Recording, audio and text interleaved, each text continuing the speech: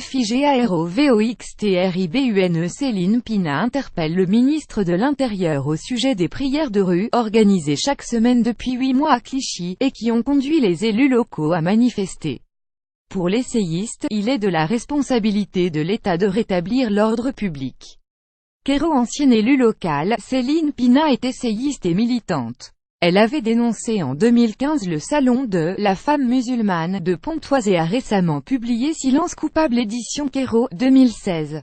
Avec Fatia Abou Jaya, elle est la fondatrice de Vivre la République, mouvement citoyen laïque et républicain appelant à lutter contre tous les totalitarismes et pour la promotion de l'indispensable universalité de nos valeurs républicaines.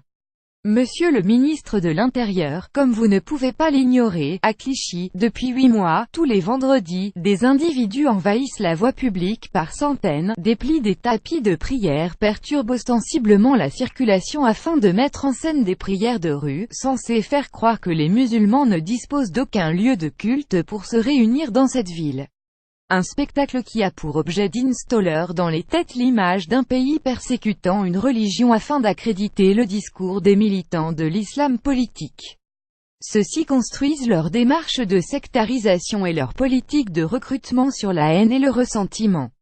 Or rien de mieux que l'appel à défendre une religion et des fidèles, présentés comme humiliés dans leur foi par une société intolérante, pour susciter l'indignation et lier toute une communauté. La victimisation est souvent la première marche de la radicalisation. Et pour cela tous les moyens sont bons, c'est ainsi qu'à Clichy, ce chantage s'exerce, alors même que la ville dispose de 2 mosquées, que lors de certains prêches en plein air des discours très radicaux ont été entendus et qu'une partie des manifestants ne sont pas clichés, mais participent à une démarche militante. Monsieur le ministre, vous avez une autorité hiérarchique sur le préfet. À tel point qu'aujourd'hui sa démission est devenue la vôtre. Or, bien que la situation soit de notoriété publique et dure depuis fort longtemps, ni le préfet, ni la députée de la circonscription ne s'en émeuvent. Ils ont laissé le rapport de force s'installer, les habitants subir cette pression. Or, monsieur le ministre, si vous ne pouvez rien faire pour inciter la députée à prendre ses responsabilités, vous avez une autorité hiérarchique sur le préfet. À tel point qu'aujourd'hui sa démission est devenue la vôtre. Or comme tous les habitants peuvent le constater, l'absence de réaction de l'État comme celle, fort tardive, des élus, démontre, tous les vendredis, qu'à Clichy la force met en pièces le droit pendant que se charger de le faire respecter détourne les yeux. À se demander à quoi servent les institutions si la virulence, la violence et le chantage suffisent pour s'approprier, contrôler des portions de territoire et faire un pied de nez aux autorités en investissant des lieux symboliques. Ici un boulevard trépassant non loin de la mairie, histoire d'être visible et de démontrer qui a le pouvoir. Le vrai, celui qui s'affranchit de toute obligation autre que ses propres intérêts, celui qui exerce son bon vouloir sans frein ni limite, en s'offrant en prime le luxe de se transformer en accusateur public et de passer pour l'offensé. En ignorant ces provocations, monsieur le ministre de l'Intérieur, vous n'envoyez pas un message de retenue et de maîtrise mais de lâcheté et d'abandon. Il faut dire que cette affaire de Clichy n'est pas qu'un épiphénomène local, elle nous parle de ce qui traverse notre société jusqu'à la déchirure, ce conflit larvé entre logique tribale et état de droit. Elle démontre par l'exemple l'impasse du clientélisme quand il s'agit de faire émerger l'esprit citoyen et le danger qu'il représente pour l'équilibre d'une société. Quand il se heurte à une communauté constituée, le clientélisme la renforce dans sa logique de différenciation et de partition. Il montre en acte que l'égalité et la justice n'est pas la mesure de l'action publique quand elle sombre dans l'électoralisme. Il accompagne la fragilisation de notre contrat social, car il prouve qu'il existe un chemin pour faire passer ces dogmes religieux, traditions, règles et tabous au-dessus de la norme républicaine. Ce chemin c'est celui de la force et de l'incivisme. Or c'est à ce chemin de violence et de domination pure que vous êtes censé vous opposer en tant que membre de l'exécutif, responsable de notre sécurité. En déléguant à l'État notre part de souveraineté, nous lui avons donné le droit d'exercer le monopole de la violence légitime, cette violence dont seul l'État peut faire usage dans le cadre du droit pour assurer la protection des habitants et la pérennité des valeurs, principes et idéaux qui fondent notre nation. En ne le faisant pas, vous dénouez petit à petit la promesse républicaine qui nous lie. Si la force n'est plus à la loi, alors nous sommes tous à la merci les uns des autres et nous ne sommes plus un peuple ni une nation. La municipalité de Clichy de l'art de déplorer les effets dont on chérit les causes ainsi, cette dérive qui a commencé au niveau local, est bien relayée par votre incurie, celle du préfet comme le manque d'esprit critique d'une certaine presse. En effet, alors qu'il y ait, enfin, des élus décidaient de réagir, la plus grande partie de la presse reprenait un titre qui donne une idée du degré de confusion mentale de certains journalistes. Clichy, la manifestation des élus perturbe la prière de rue. Il semble à cette lecture que la prière de rue soit légitime et la présence des élus, incongrue. De l'art d'inverser le sens d'un événement, une confusion entretenue à dessein. La prière de rue a déjà été utilisée comme mode de conquête territoriale. Dans son livre « Rue Jean-Pierre Timbaud », Géraldine Smith raconte comment, alors que la mosquée était moitié vide, des prières étaient organisées dans la rue pour marquer le territoire, montrer qui étaient les maîtres et faire pression sur les élus, mais aussi les habitants qui comprennent vite qui détient le pouvoir de leur nuire au quotidien. En effet, quoi de mieux qu'une promesse de mosquée, dont on confie la gestion à des associations dûment identifiées pour qu'elles fassent voter leurs membres et affiliés.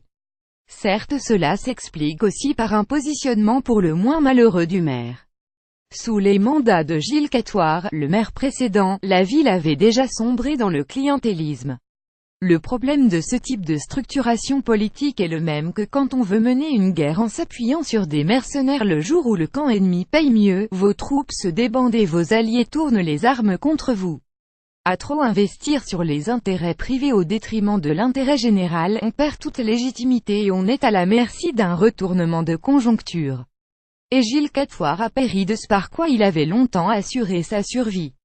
La campagne électorale de Clichy n'aura pas fait exception à ce qui se passe sur tous ces territoires gangrénés par l'électoralisme où l'enjeu d'un supposé vote musulman suscite toutes les convoitises.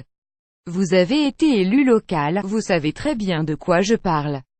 En effet, quoi de mieux qu'une promesse de mosquée, dont on confie la gestion à des associations dûment identifiées pour qu'elles fassent voter leurs membres et affiliés, le but du jeu étant de détourner une partie des votes de leur allégeance précédente pour emporter la mise grâce à un classique renversement d'alliance.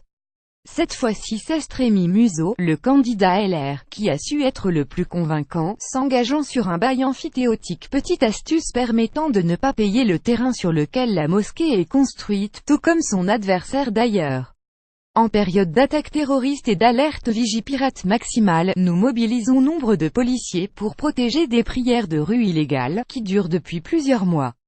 Finalement, un lieu de prière a bel et bien été construit, mais il ne permet pas de montrer ses muscles et sa puissance. Il n'est pas en centre-ville. Or les mouvements liés à l'islam politique sont très attachés à la visibilité et à la centralité, c'est parce qu'elles maîtrisent parfaitement les codes symboliques du pouvoir.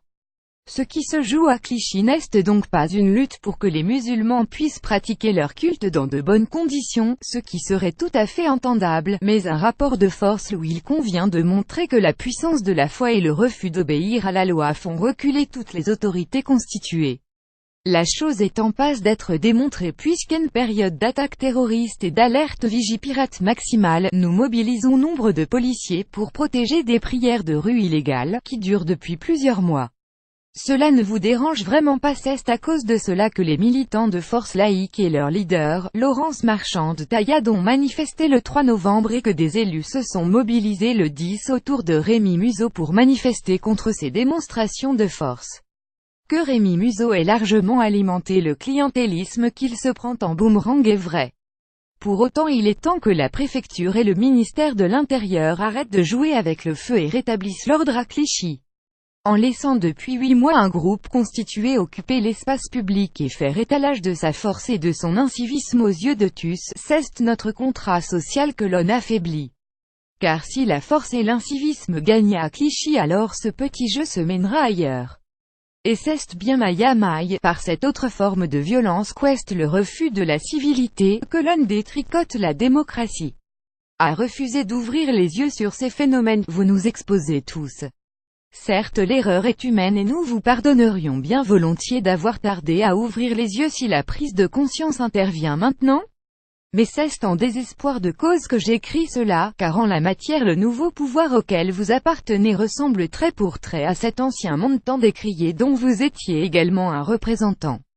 Ceci étant dit, n'hésitez pas à me donner tort sur cette question en faisant preuve de fermeté et de réactivité et je serai heureuse de saluer votre action.